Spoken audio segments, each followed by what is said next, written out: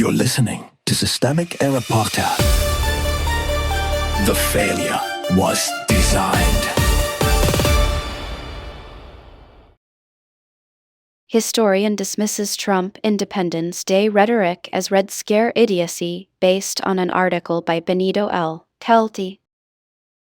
Trump's Red Scare theater is a cover for real power. The performance. Trump used an Independence Day speech at Mount Rushmore to warn about communists, citing recent primary victories by Democratic socialists. Historian Doug Brinkley called it Joe McCarthy Red Scare idiocy, and he was right about the function of the speech if not its novelty. This was not an argument, it was a signal. The point was never to describe an actual communist takeover. The point was to manufacture a menace that can be blamed, mobilized against, and run on. Who has the power? The actual institutional power here sits with the president and the Republican apparatus that amplifies him. Trump is not a commentator reacting from the sidelines. He is using the prestige of the office, the symbolism of Mount Rushmore, and the reach of a holiday address to set the terms of political attention. Brinkley's line that Trump wants Republicans to run on this in this election cycle gets closer to the machinery at work. The speech is campaign material dressed up as national unity. The misdirection.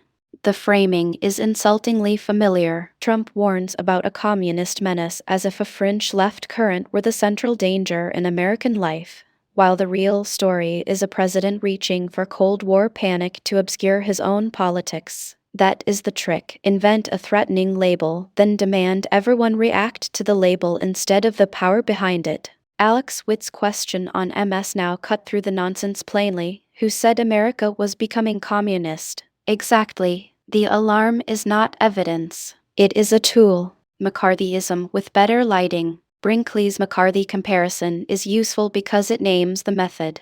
McCarthyism was never just about ideology. It was about intimidation, list-making, and forcing institutions to prove loyalty under manufactured suspicion. Trump's speech follows the same logic. Identify an enemy, inflate the danger, and turn the country's anxiety into partisan fuel. Calling it utter nonsense is accurate, but that phrase should not soften the political meaning. Nonsense can still be disciplined propaganda when it comes from the bully pulpit.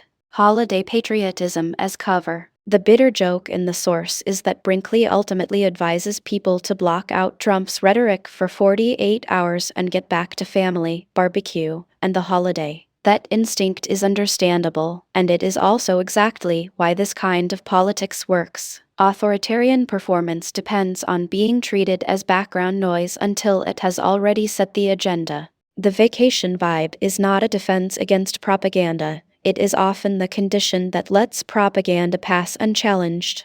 The larger pattern. This story is not about communists. It is about ruling through invented enemies because real accountability is harder. Trump's red baiting is a familiar authoritarian trick. Convert governing failure into moral panic. Convert political opposition into infiltration, and convert a holiday into a loyalty test. The deeper pattern is not confusion. It is deliberate misdirection by people with enough power to define what the country is supposed to fear. You've been listening to Systemic Error. Thanks to Raw Story for today's article, with the automated voice of Amy. Thanks for listening.